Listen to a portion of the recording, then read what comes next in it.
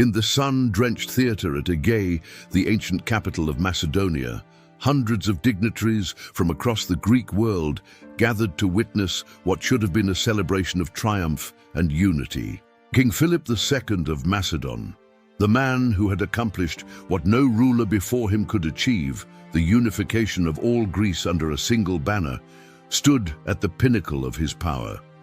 He had transformed a backward kingdom on the periphery of Greek civilization into the dominant force of the ancient world. His armies were invincible.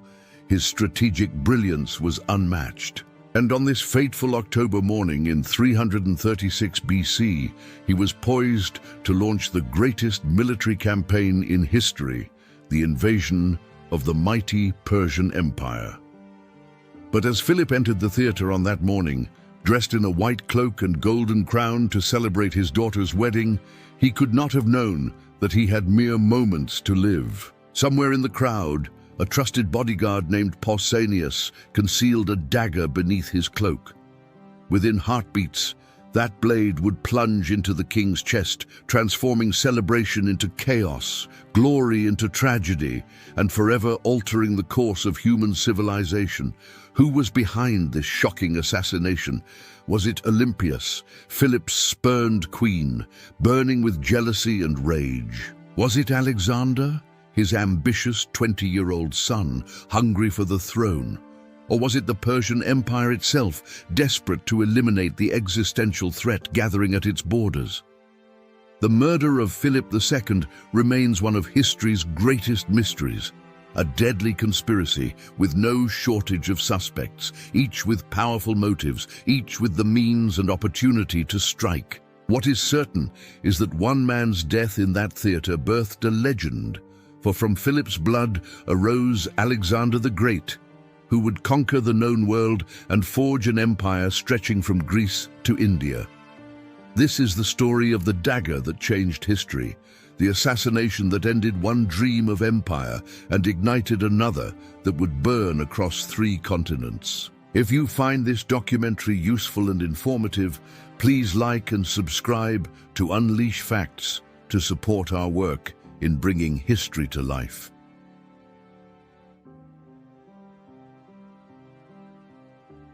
To understand the magnitude of Philip's assassination, we must first understand the extraordinary man who fell that day. Born in 382 BC, Philip II entered a world of chaos and weakness throughout the Macedonian kingdom. Macedonia was not the great power it would become, but a fractured kingdom surrounded by enemies on every side. The Illyrians threatened from the west, the Thracians from the north, and the Paeonians from the east and beyond. Greek city-states to the south viewed Macedonia with contempt, dismissing its people as barely civilized barbarians without proper culture. When Philip's brother, King Perdiccas III, died fighting the Illyrians in 359 BC, disaster loomed over everything. 4,000 Macedonian soldiers lay dead on the battlefield, and pretenders circled the throne like vultures seeking carrion and opportunity. Philip, just 23 years old, seized power as regent for his infant nephew Amyntas in a bold political move. Within months, he had eliminated his rivals through a combination of ruthless violence and brilliant diplomacy that shocked his enemies. He bribed some enemies, assassinated others, and forged strategic alliances through his numerous political marriages across the Macedonian world. But Philip possessed something his predecessors lacked: a revolutionary vision for military power and tactical genius beyond his years.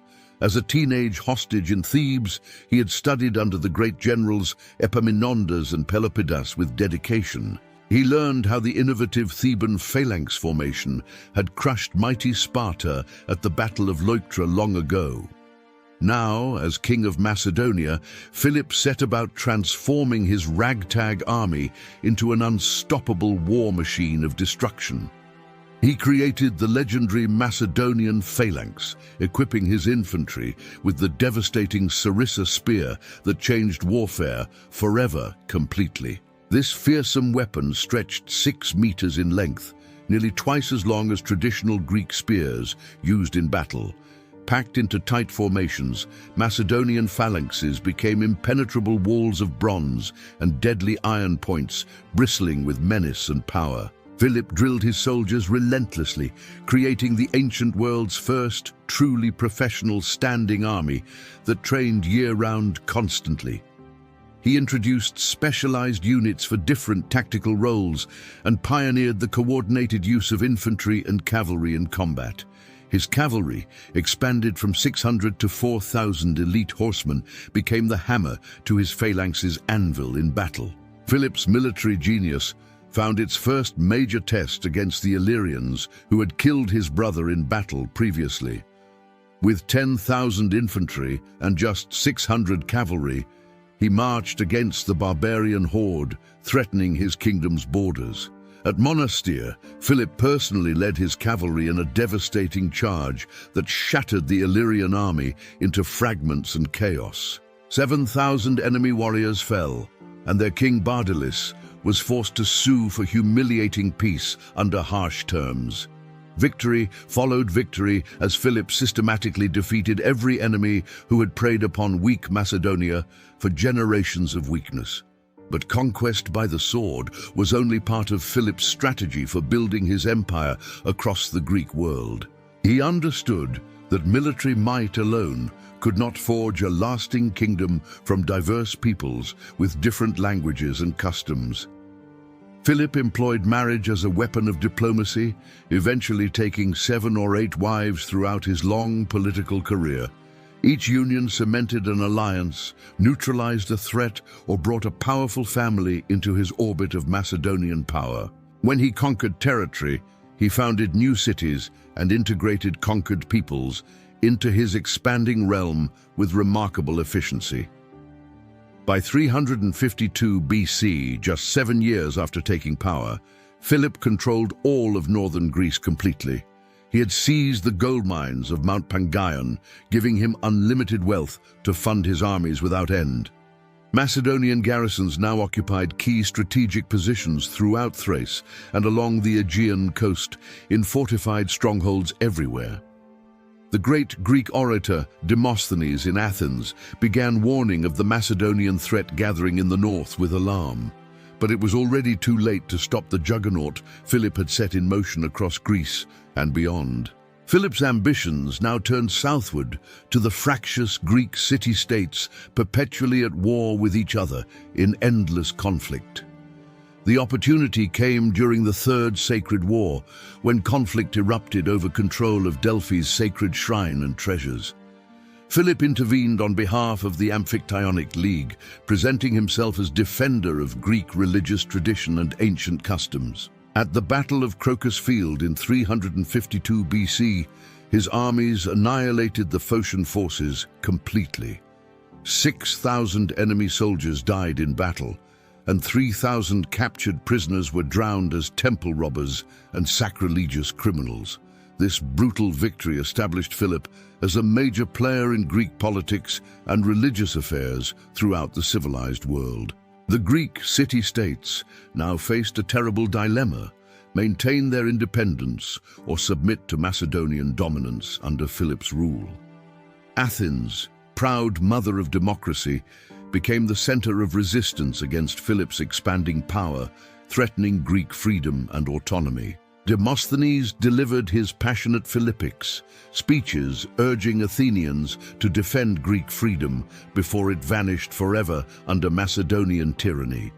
But Philip's combination of military might, political cunning, and bottomless treasury proved impossible to resist for most Greek states.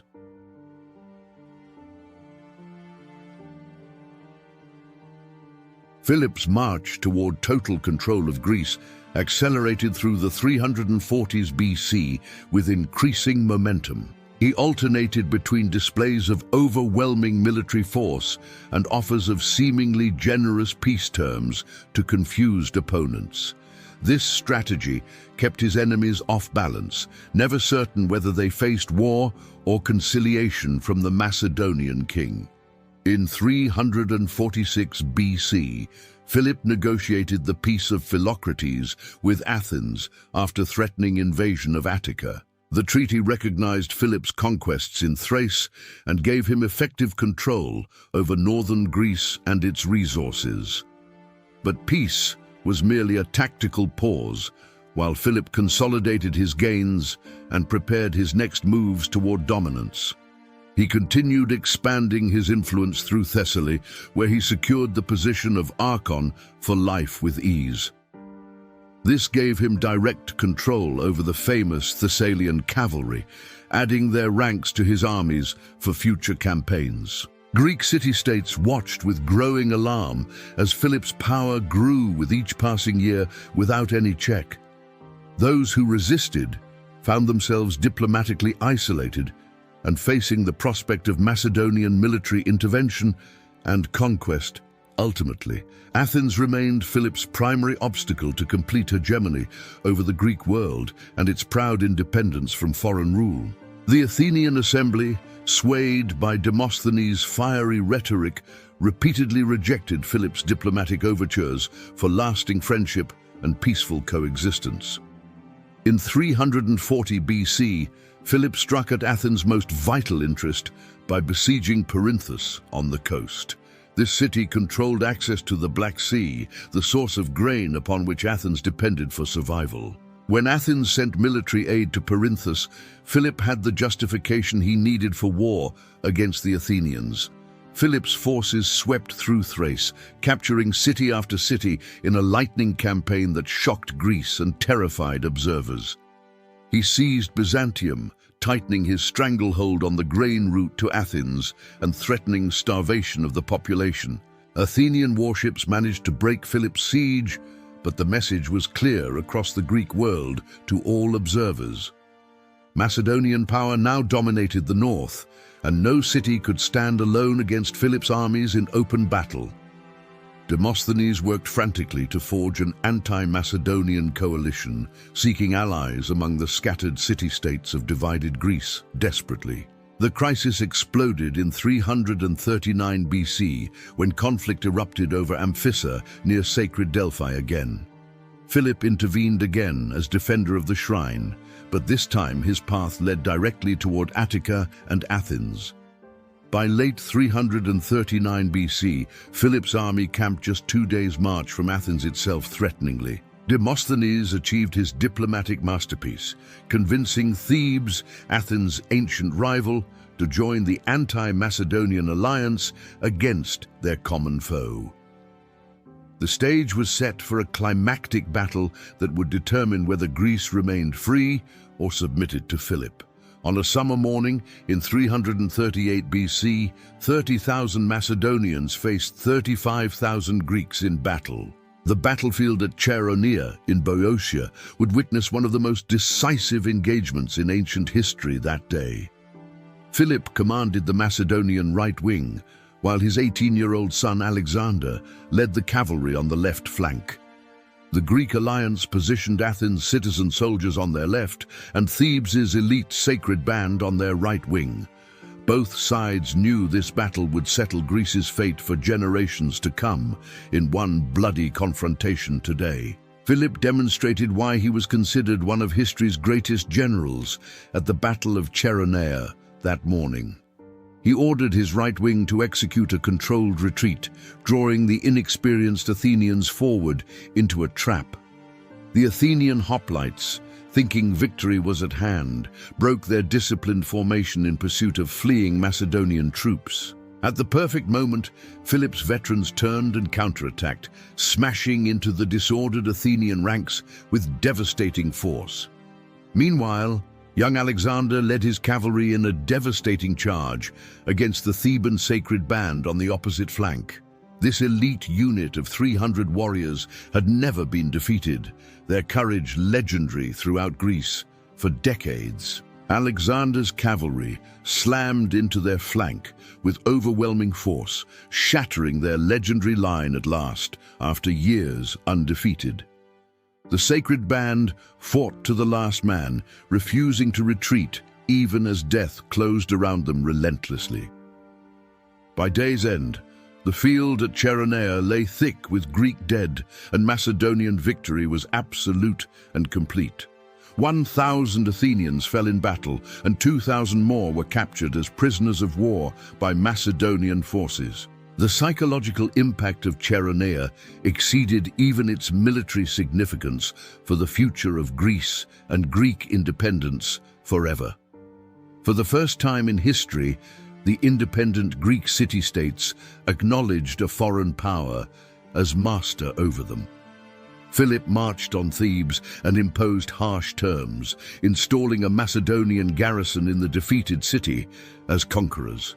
But with Athens, Philip showed surprising mercy despite their years of bitter resistance to his ambitions and military campaigns.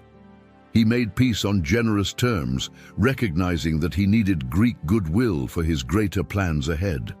Philip now summoned representatives from all Greek states to Corinth in 337 BC for a congress. There he established the League of Corinth, a federation binding all Greeks in perpetual peace under Macedonian leadership. The member states swore never to make war upon each other unless suppressing revolution or tyranny threatening order. Philip was elected hegemon and strategos, military commander-in-chief of this new Greek confederation, united under his banner. The official purpose of the League was clear: to wage war against the Persian Empire in revenge and conquest. This was Philip's ultimate ambition, the goal that had driven his decades of conquest and cunning statecraft relentlessly forward. Persia, the great empire that stretched from Egypt to India, had twice invaded Greece with massive armies before. The Persian Wars of the 5th century BC remained fresh in Greek cultural memory and national mythology forever. Philip presented his planned invasion as a sacred war of revenge for Persian sacrilege against Greek temples centuries earlier. More practically, Persia's vast wealth and territories promised unlimited plunder and land for Greek colonization by ambitious settlers. In early 336 BC, Philip sent an advance force of 10,000 across the Hellespont Strait. Commanded by his most trusted general Parmenion, these troops would secure a foothold in Asia Minor for the invasion. They would prepare the way for the main invasion force that Philip himself would lead later that year. Initial reports brought encouraging news as Greek cities in Asia Minor rose in rebellion against their Persian overlords everywhere. Philip began final preparations for the grandest military campaign the ancient world had ever witnessed in all recorded history.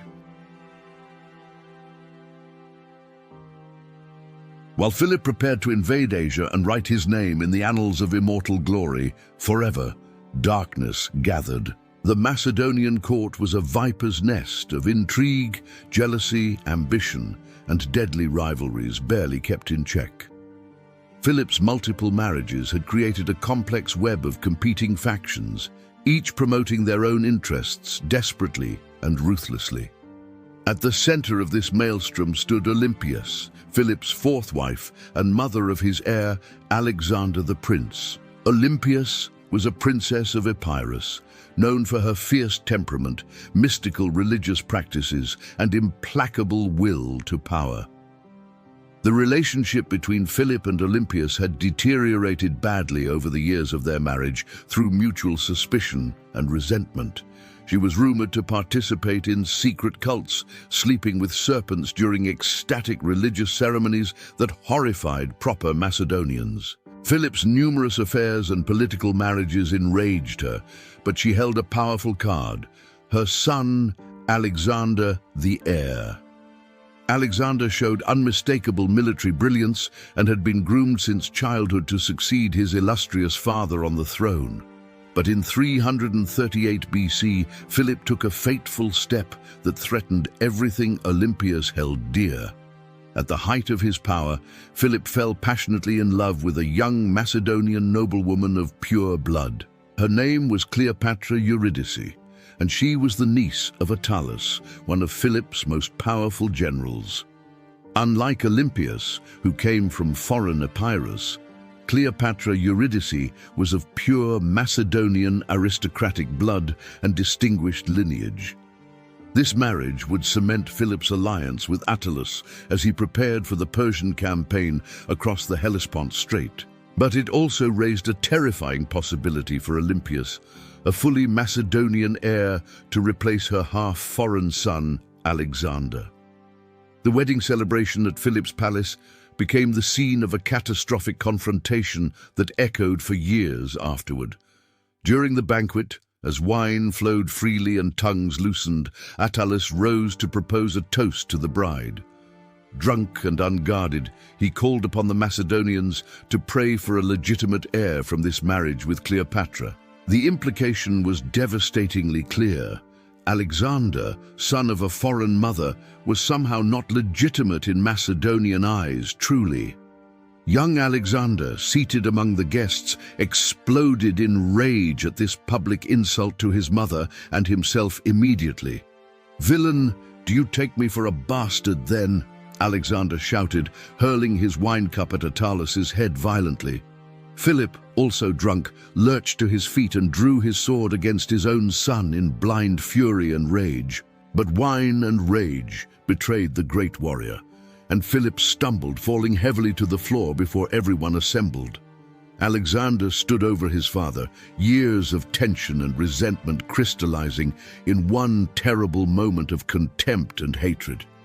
"Look, men," he declared to the stunned court, "here is one who would cross from Europe to Asia, but cannot step from one couch to another."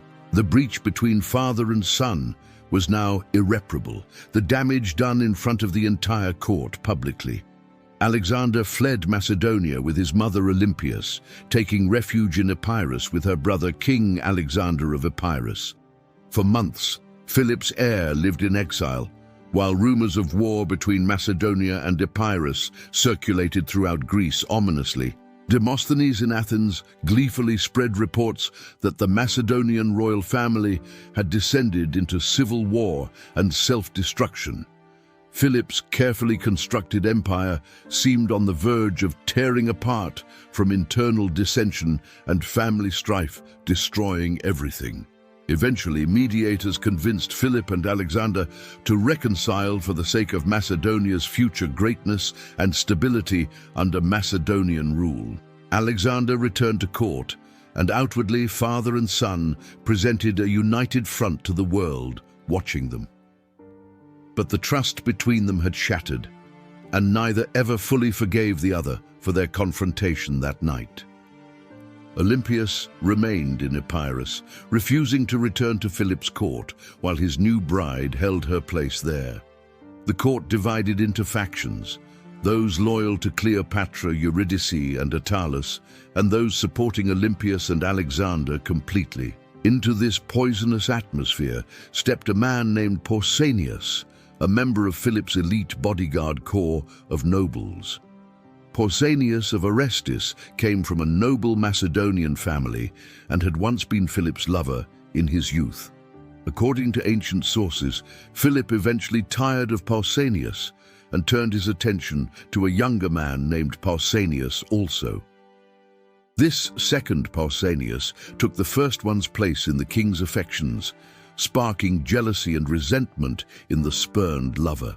The first Pausanias publicly insulted his replacement, mocking him as effeminate and willing to submit to anyone for favor. The second Pausanias, stung by these insults, sought to prove his courage and manhood in battle against barbarian enemies. During a campaign against the Thracians, he deliberately sought death by fighting with suicidal bravery beyond normal courage even. He succeeded in this grim quest, dying while defending Philip in combat, like a true Macedonian warrior should.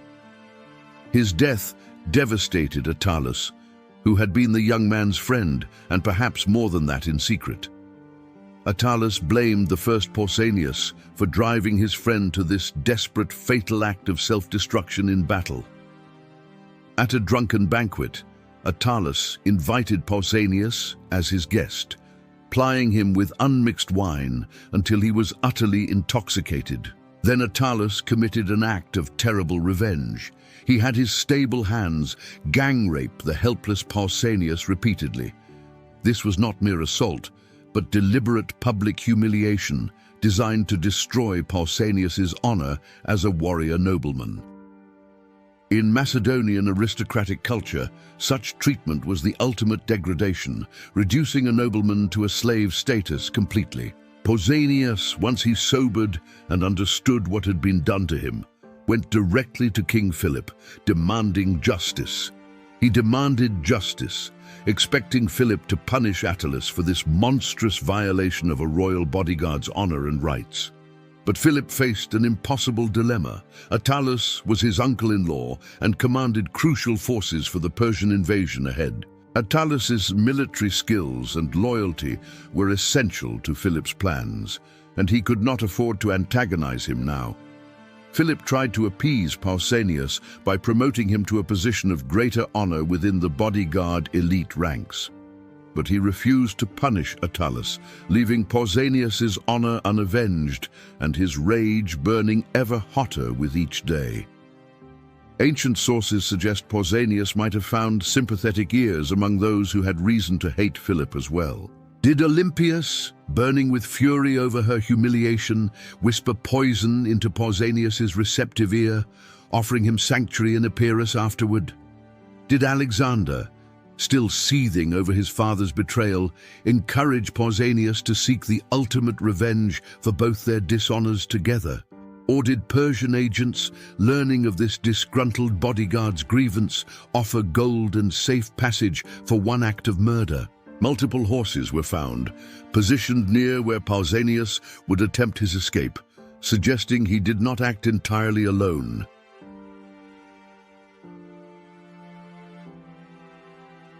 Summer faded into autumn in the year 336 BC as Philip prepared for his daughter's wedding.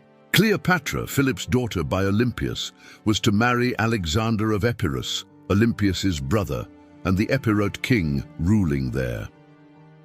This marriage served multiple purposes in Philip's typically calculated approach to diplomacy and family politics at court as always. It would heal the breach with Olympias' family, secure his western border, and display his power to the entire Greek world. Most importantly, it would demonstrate unity before Philip crossed to Asia to begin his great war against Persia finally. Philip chose Aegae, the ancient capital of Macedonia, as the location for this momentous royal wedding celebration of power. This city held profound significance for Macedonians as the burial place of their kings and the religious heart of everything. Philip intended the wedding to be a spectacle that would awe Greeks and barbarians alike with Macedonian magnificence and wealth. Dignitaries arrived from across the Greek world, including representatives from the member states of the League of Corinth assembled together. The festivities would last for days, featuring athletic competitions, theatrical performances, and lavish banquets worthy of legend and song. The climax of the celebration was scheduled for an October morning when all guests would gather in Aegae's great theatre. Philip had arranged for a spectacular religious procession featuring statues of the 12 Olympian gods carried ceremonially in splendor. Following these divine images would come a 13th statue, that of Philip himself, suggesting his own approaching divinity among gods. This was Philip's moment of supreme triumph, the pinnacle of a lifetime spent forging an empire from nothing but ambition. Within weeks, he would lead the combined armies of Greece across the Hellespont to humble the mighty Persian Empire. The morning dawned clear and bright. Perfect weather for the magnificent spectacle Philip had meticulously planned and choreographed carefully. Hundreds of spectators filled the theater's stone seats, their excited conversation creating a constant buzz of anticipation and excitement. Philip's bodyguards took their positions, though the king had instructed them to keep their distance during the procession through crowds. He wanted to appear confident and accessible, demonstrating that he needed no protection among his own loyal people and subjects. It was a calculated display of power and security, showing the world that Philip stood at the summit of achievement. The procession began with the 12 statues of the gods carried into the theatre by specially chosen bearers walking slowly. Each divine image was crafted with exquisite artistry, decorated with gold, silver, and precious jewels that caught the sunlight dazzlingly. Then came Philip's statue, positioned to suggest the king's place among the divine pantheon of Mount Olympus itself eternally. The crowd erupted in applause and cheers as the statues were positioned around the theatre's performance space in formation. Now came the moment all had been waiting for. Philip himself would enter the theatre in all his glory. The king stepped into view, wearing a brilliant white cloak that gleamed in the morning sunlight like fresh snow. Upon his head sat a golden crown, marking him as hegemon of Greece and the greatest warrior the age produced. Behind him walked his son Alexander and his new son-in-law Alexander of Epirus, the two heirs to his legacy. Philip had deliberately dismissed his bodyguards, choosing to walk alone into the theatre before thousands of witnesses watching closely.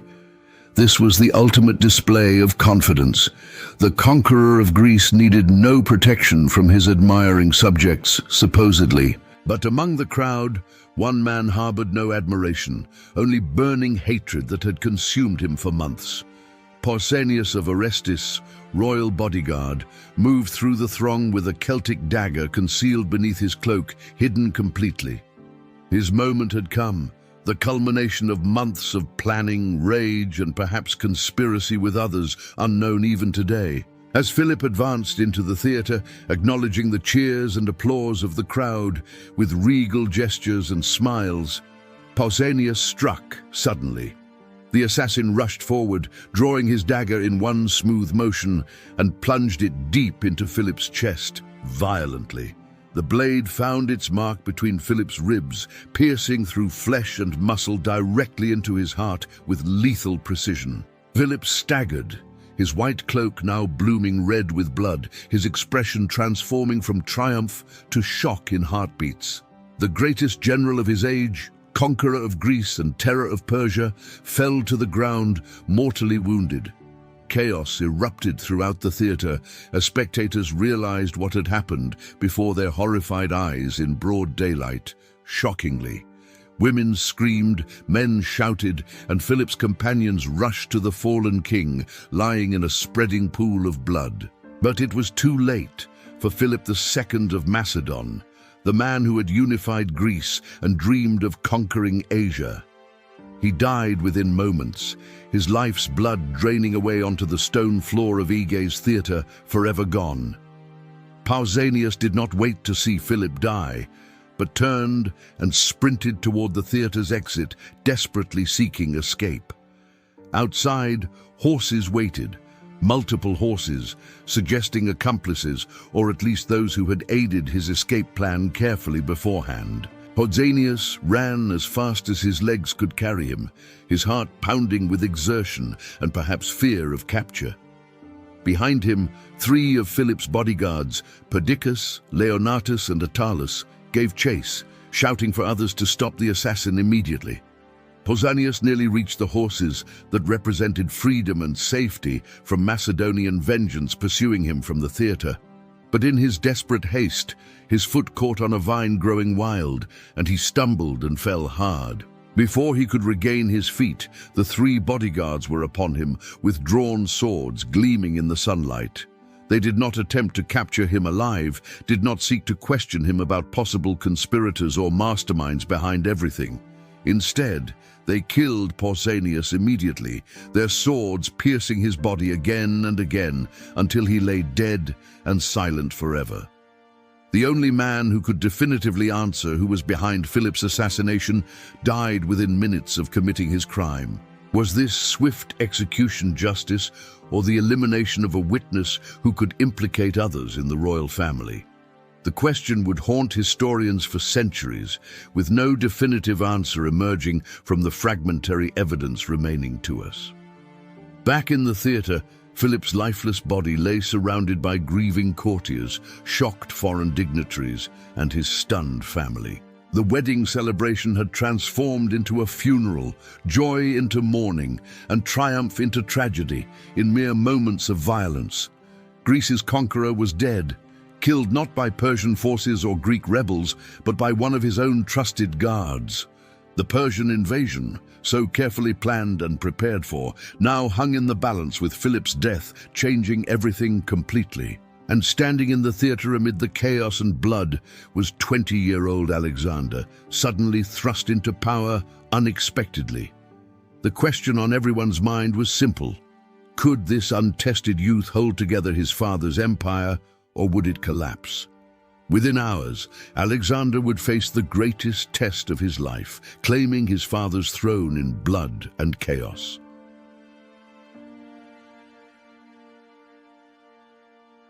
The theatre at Aegae had become a scene of pandemonium as nobles, guards, and foreign dignitaries struggled to comprehend everything. Philip II, the most powerful man in the Greek world, lay dead at their feet, murdered by a trusted bodyguard.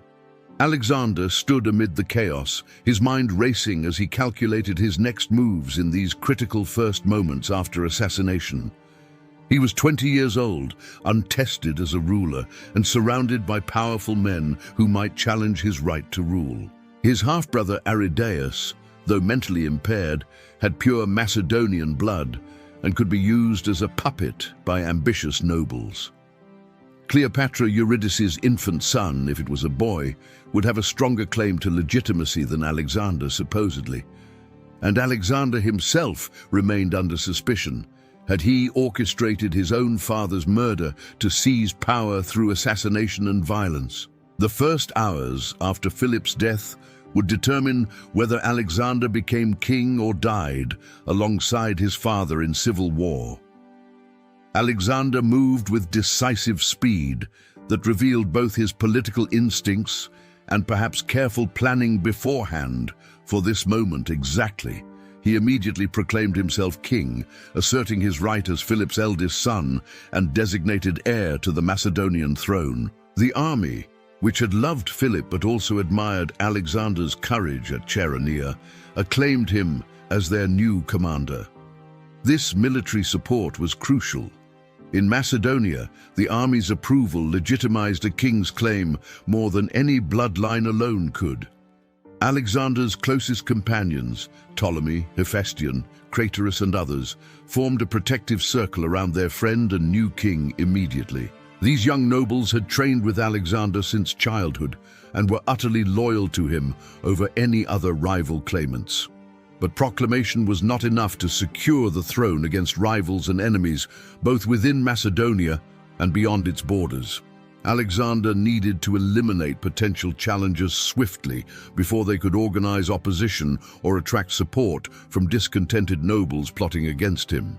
What followed was a purge that revealed Alexander's ruthlessness when his power and survival were at stake undeniably.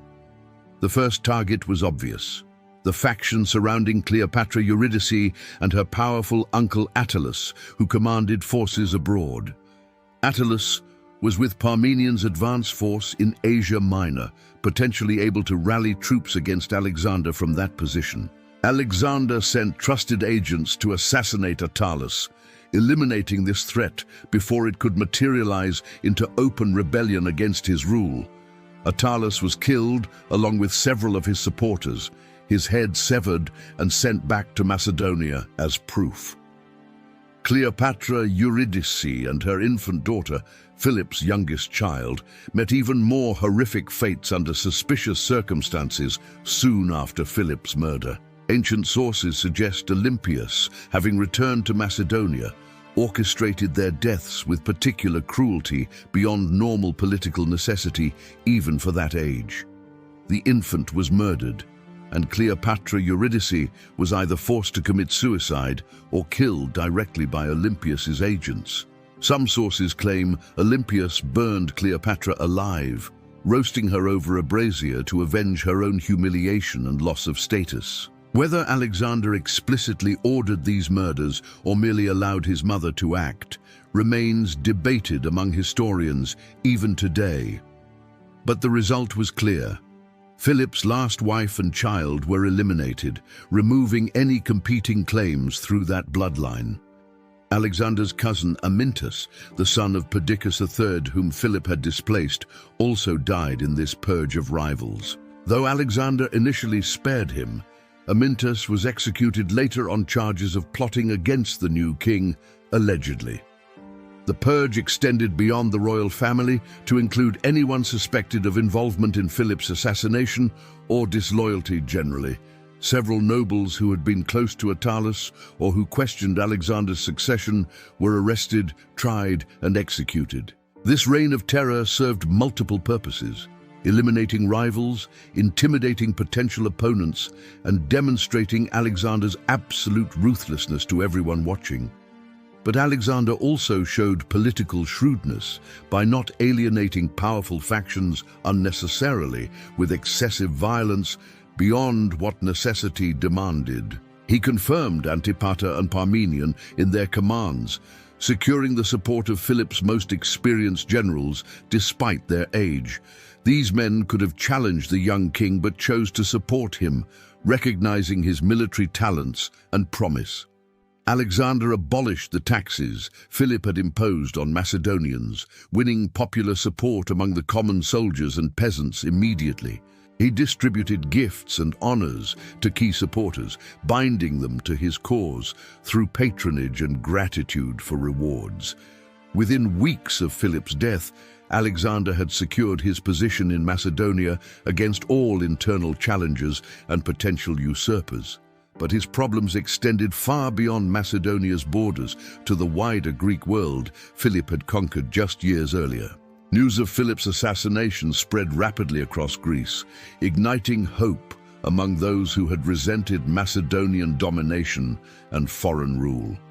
In Athens, Demosthenes appeared in public wearing festive garlands, celebrating the tyrant's death as liberation from oppression finally achieved. Thebes, still occupied by a Macedonian garrison, began secretly organizing rebellion against their hated overlords and foreign masters.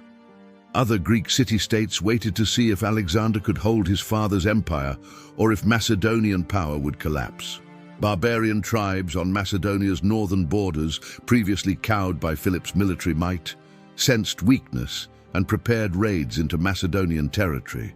The Persian Empire, threatened by Philip's planned invasion, now breathed easier, believing the danger had passed with his death. King Darius III sent congratulatory messages to Greek cities, encouraging them to rebel against the inexperienced young Macedonian king. Alexander faced a crisis that would have destroyed lesser men, enemies on all sides, his legitimacy questioned, his empire crumbling. But the young king possessed his father's strategic genius, combined with his own unique qualities of daring and charisma. Within months, he would prove that Philip's death had not weakened Macedonia, but unleashed something far more dangerous upon the world.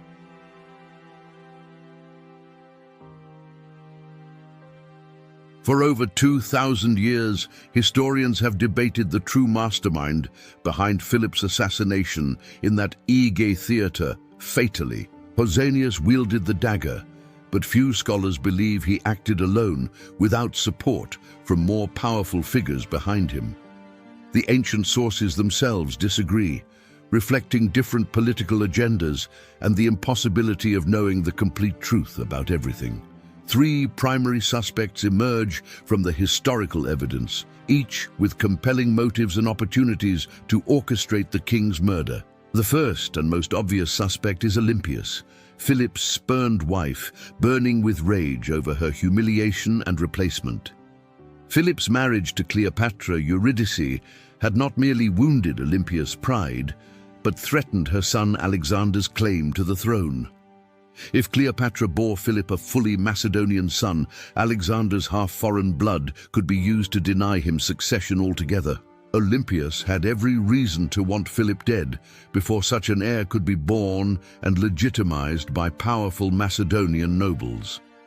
Ancient sources report that she honored Pausanias's corpse after his death, placing a golden crown upon his head publicly. She also allegedly cremated his body and buried his ashes with full honors near Philip's tomb in a gesture of approval. These actions suggest gratitude to the assassin, though they occurred after Alexander was securely on the throne, ruling Macedonia. Olympias was known for her fierce temperament, mystical practices, and ruthless elimination of enemies without mercy or hesitation ever.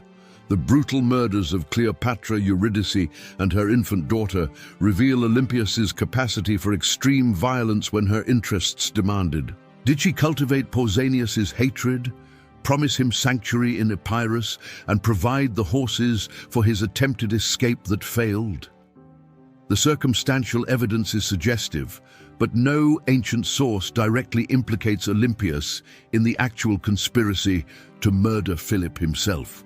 The second suspect is Alexander himself, the ambitious young prince who became king through his father's death so conveniently for him. Alexander had every motive: the throne, revenge for his humiliation at that drunken banquet, and restoration of his mother's honor. The timing was perfect for Alexander. Philip was preparing to leave for Asia, potentially for years of campaigning far away. If Philip died in Persia, another general might seize power in Macedonia, while Alexander remained subordinate abroad dangerously for him. By killing Philip before the invasion, Alexander inherited not just the throne, but also command of the greatest army ever assembled. The swift elimination of rivals after Philip's death suggests careful planning and preparation that may have begun before the assassination. Alexander's bodyguards killed Pausanias immediately, preventing any interrogation that might reveal conspirators among the royal family or court nobles. Some ancient writers openly accused Alexander of involvement, though others defended him as innocent of patricide, absolutely without question, clearly. The Greek writer Plutarch suggests Alexander was suspicious of anyone involved in dishonoring his mother, including his own father eventually. But would Alexander really murder his father, the man who had trained him, loved him, and designated him as heir? The relationship between them was complex. Love mixed with resentment, admiration mixed with wounded pride from their public confrontation. Fathers and sons in royal families have killed each other throughout history for far less than a throne and empire. Yet many historians find it psychologically improbable that Alexander could have ordered his father's murder despite having clear motives for it. The third suspect is the Persian Empire, which faced existential threat from Philip's planned invasion across the Hellespont into Asia. King Darius III and his advisors knew that Macedonia's army could potentially destroy their empire if Philip led it successfully. Persian gold was famous for corrupting Greek and Macedonian nobles, and their intelligence network operated throughout the Greek world extensively. The Persians had every reason to eliminate Philip before he crossed into Asia, with his veteran army that could conquer everything. Ancient sources mention that Persian agents were active in Greece and Macedonia during this period, seeking to undermine Philip's power. Hiring an assassin would have been far cheaper than fighting Philip's army in open battle on Persian territory ultimately. The multiple horses positioned for Pausanias's escape could have been provided by Persian agents offering gold and sanctuary afterward, but no ancient source directly connects Persia to the assassination, and the evidence remains purely circumstantial and speculative at best. A fourth possibility exists that historians often overlook. Pausanias may have acted primarily from personal grievance without great conspiracy. His rape by Attilus's servants and Philip's refusal to punish Attilus provided overwhelming personal motive for revenge and murder. In honor-based warrior cultures like Macedonia, such violation demanded blood vengeance regardless of political consequences to the state or kingdom. Perhaps Pausanias simply seized the opportunity at the wedding when Philip was vulnerable and accessible without bodyguard protection around him. The horses might have been provided by sympathetic friends rather than co-conspirators in a grand plot involving royalty. His immediate execution by Philip's guards might have been instinctive revenge rather than calculated silencing of a dangerous witness. This interpretation makes the assassination less dramatically conspiratorial, but more humanly understandable as revenge for profound dishonor suffered publicly. The truth is that we will never know with certainty who orchestrated Philip's assassination in that theater long ago. The ancient sources are contradictory, written generations after the events by authors with their own biases and limited information available. Pausanias died minutes after killing Philip, taking his secrets to the grave and leaving only speculation behind for historians. What is certain is that Philip's death fundamentally altered the course of world history in ways nobody could have predicted. If Philip had lived and led the invasion of Persia himself, history would have unfolded very differently than it did.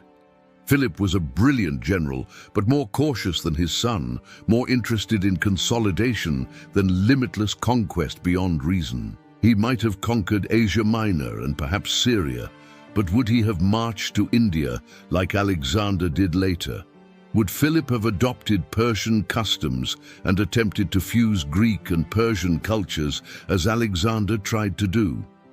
These questions can never be answered, but they highlight how one assassination changed everything that followed it in world history. The murder that seemed like Macedonia's greatest disaster became the catalyst for Alexander's unprecedented conquests across 3 continents miraculously. Alexander spent the winter of 336 to 335 BC securing his position domestically. But spring brought new challenges as Greek city-states tested the young king's resolve and capacity to enforce his father's dominance. Thebes led the rebellion, encouraged by false rumors that Alexander had died fighting barbarians in the north, somewhere beyond Macedonia. The Thebans expelled the Macedonian garrison from the Cadmea citadel and prepared to declare independence from Macedonian rule entirely. Athens, ever the center of resistance, debated joining Thebes in a general uprising against the Macedonian hegemon controlling Greece. Demosthenes received gold from Persia to finance rebellion, and weapons were distributed to Athens citizens for war preparations secretly. Other Greek cities watched and waited, ready to join whichever side seemed likely to prevail in the coming conflict. Alexander's response to this challenge would define his reign and demonstrate what kind of king Philip's son would become. He marched south with incredible speed, covering 300 kilometers in just 13 days with his veteran Macedonian army behind him. The rebellious Greeks suddenly found Alexander's army at their gates before they had even finished their war preparations for conflict. Alexander appeared before Thebes in late summer of 335 BC, demanding unconditional surrender from the rebel city. He offered terms: surrender the leaders of the rebellion, and the city would be spared from destruction and vengeance. Thebes refused, trusting in their walls, their courage, and hope for support from Athens that never came to aid them. What followed was a siege and storm that shocked Greece with its ferocity and sent a message to all potential rebels. Alexander's army battered Thebes' defenses relentlessly, employing Philip's siege engines and tactical innovations perfected over decades of warfare in countless campaigns. When the walls were breached, Macedonian soldiers poured into the city with orders to teach Greece an unforgettable lesson about rebellion. Thebes was systematically destroyed, razed to the ground except for its temples and the house of the poet Pindar alone. 6,000 Thebans died in the fighting and massacre that followed the city's fall to Macedonian vengeance and rage unleashed.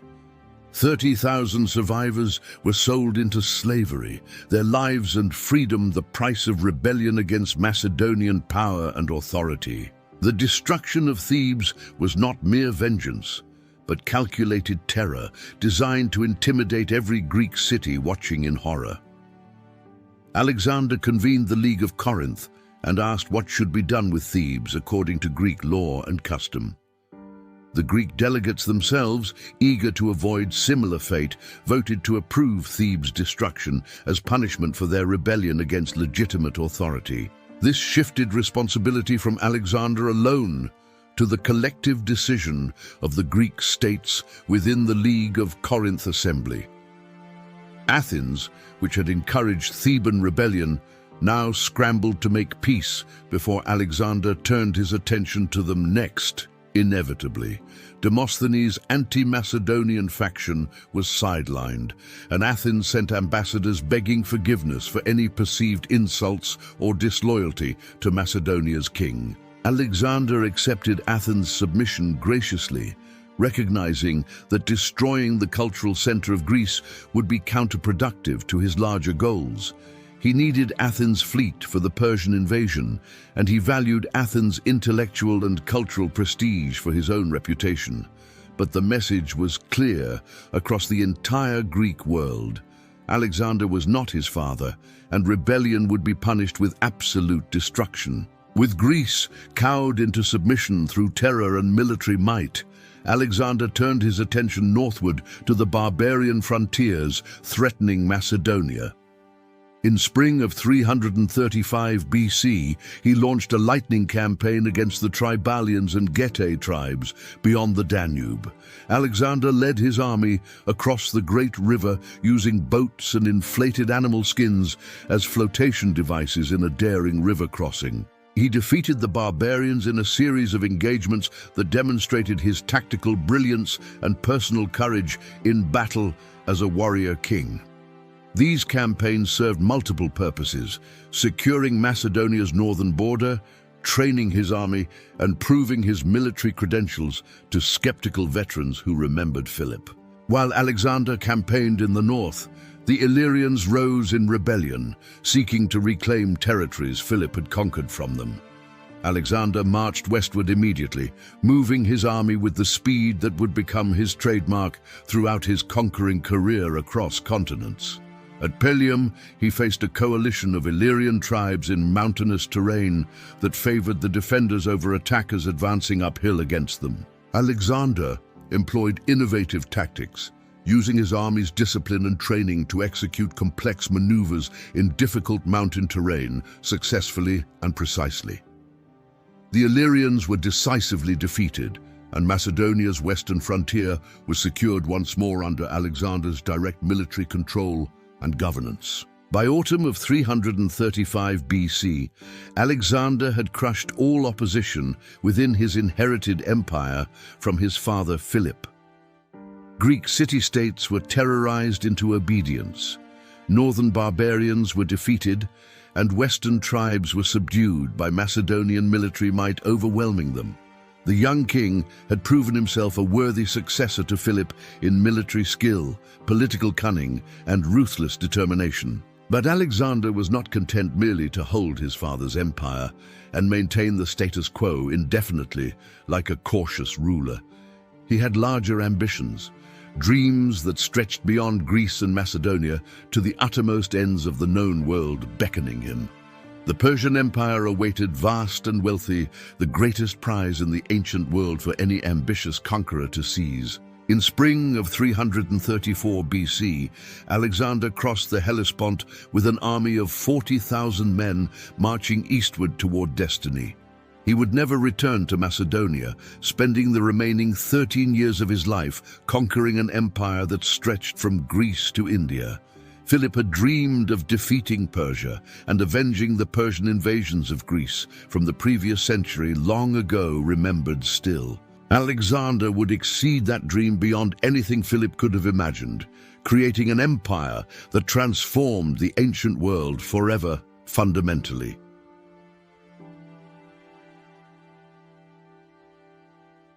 The assassination of Philip II on that October morning in 336 BC was a hinge moment in history. One dagger thrust in a theater at Aigi ended the life of Greece's conqueror and unleashed forces that remade the ancient world. To understand the magnitude of what changed, we must consider what might have happened if Philip had lived to lead his Persian invasion. Philip was 56 years old at his death, at the height of his powers as a general and statesman unmatched in his age. He had spent his entire adult life carefully building Macedonia's power through patient strategy, diplomatic cunning, and calculated military action methodically. Philip was fundamentally a consolidator, a man who advanced methodically and secured his gains before pushing forward to new conquests cautiously. If Philip had invaded Persia, he likely would have conquered Asia Minor and perhaps Syria before consolidating these gains permanently. He might have established a Greco-Macedonian empire spanning both sides of the Aegean Sea in a stable confederation of peoples united. But would Philip have marched to Babylon, to Persepolis, to the Hindu Kush mountains, to India as his son did later? Most historians doubt it, recognizing that Philip's temperament was fundamentally different from Alexander's passionate nature and limitless ambition driving him. Philip made war to achieve specific political and economic objectives, not for glory or the sheer joy of conquest for its own sake. He was a pragmatist who understood when consolidation was more important than expansion into unknown territories dangerously far from Macedonia's core. Alexander, by contrast, was a romantic visionary who dreamed of reaching the ends of the earth and unifying all humanity under one rule. He was influenced by Homer's Iliad, seeing himself as a second Achilles destined for immortal glory beyond mere political success or territorial expansion. Where Philip would have stopped to consolidate and organize, Alexander drove forward relentlessly, always seeking the next horizon beyond the current one. The result was an empire that stretched from Greece to India, encompassing Egypt, Mesopotamia, Persia, and Central Asia in one vast dominion. Alexander conquered more territory in 13 years than Philip had in 23 years of constant warfare and diplomatic maneuvering combined together. He founded over 20 cities named Alexandria, spreading Greek culture and language across 3 continents in an unprecedented diffusion of civilization. The Hellenistic world that emerged from Alexander's conquests fundamentally shaped human civilization for the next 1,000 years following his death. Greek became the lingua franca of the Eastern Mediterranean and Middle East, the language of commerce, philosophy, and learning everywhere influential. Hellenistic culture blended Greek and Eastern elements, creating new forms of art, architecture, literature, and philosophy that enriched both traditions greatly. The scientific achievements of the Hellenistic period, Euclid's geometry, Archimedes' physics, Eratosthenes' geography, built upon this cultural fusion brilliantly and productively. None of this would have happened if Philip had lived and led a more limited, cautious invasion of the Persian Empire. The dagger that killed Philip thus unleashed not merely a conqueror, but a force that transformed human civilization fundamentally and permanently. Yet Alexander's empire was also fundamentally unstable, built too quickly, stretched too far, lacking the careful consolidation Philip practiced always methodically. When Alexander died suddenly in Babylon in 323 BC, at just 32 years old, his empire immediately began fragmenting. His generals, the Diadochi, fought decades of brutal wars, dividing Alexander's conquests into separate kingdoms ruled by Macedonian dynasties established forcefully. Ptolemy took Egypt, Seleucus claimed Syria and Mesopotamia, Antigonus held Asia Minor, and others carved out their own domains from the vast empire. These Hellenistic kingdoms would dominate the Eastern Mediterranean until Rome conquered them centuries later, ending the age Alexander had begun fatefully. If Philip had lived, his more modest, consolidated empire might actually have proven more durable and stable over the long term. A Greco-Macedonian state controlling Greece, Thrace, and Asia Minor could have become a lasting power in the ancient world without overextending. But history remembers Alexander the Great, not Philip the Prudent, precisely because Alexander's achievements were so spectacular and unprecedented in scope. The murder that seemed to doom Philip's Persian invasion instead created conditions for something far grander and more transformative than Philip envisioned. Pausanias's dagger ended one dream, but birthed another that burned with far greater intensity across the ancient world, illuminating everything and everyone. The identity of the true mastermind behind the assassination remains one of history's greatest unsolved mysteries, debated still by scholars today. Was it Olympias, protecting her son's inheritance through murder and removing the threat to Alexander's succession to the Macedonian throne? Was it Alexander himself, impatient for power and seeking revenge for personal humiliation suffered at that drunken banquet before court witnesses? Was it Persian gold, financing the elimination of their greatest threat before he could cross into Asia with unstoppable armies behind him? Or was it simply Pausanias acting from personal grievance, seeking blood vengeance for dishonor that Philip refused to avenge properly? Perhaps the most intriguing possibility is that multiple parties conspired independently, each believing they were manipulating Pausanias for their own purposes. Olympias might have encouraged him, Alexander might have tacitly approved, and Persians might have offered support, each without the other's knowledge. In this scenario, Pausanias was not a simple tool, but the center of converging interests that made Philip's death inevitable. The truth died with Pausanias on that October morning, killed before he could speak by bodyguards who silenced him forever, permanently. Whether his swift execution was justice or murder, protection of the guilty, or elimination of an isolated assassin, we cannot know. What we do know is that Philip's assassination fundamentally altered the course of Western civilization and human history itself dramatically. From the blood spilled in Aege's theater arose an empire that bridged east and west, spreading Greek culture and learning across continents. Cities were founded, trade routes established, and cultural exchanges initiated that continue to influence our world today profoundly and unmistakably. The Hellenistic age that followed created the intellectual foundation for later Roman and Byzantine civilizations that built upon Alexander's legacy substantially. Even the spread of Christianity owed much to Alexander.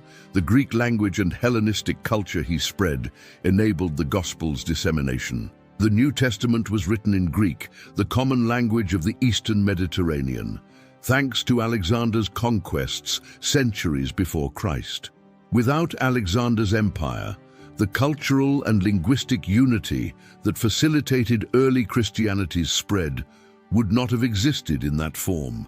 Thus, Philip's assassination had consequences that echoed through centuries, shaping not just ancient history, but the modern world we inhabit today.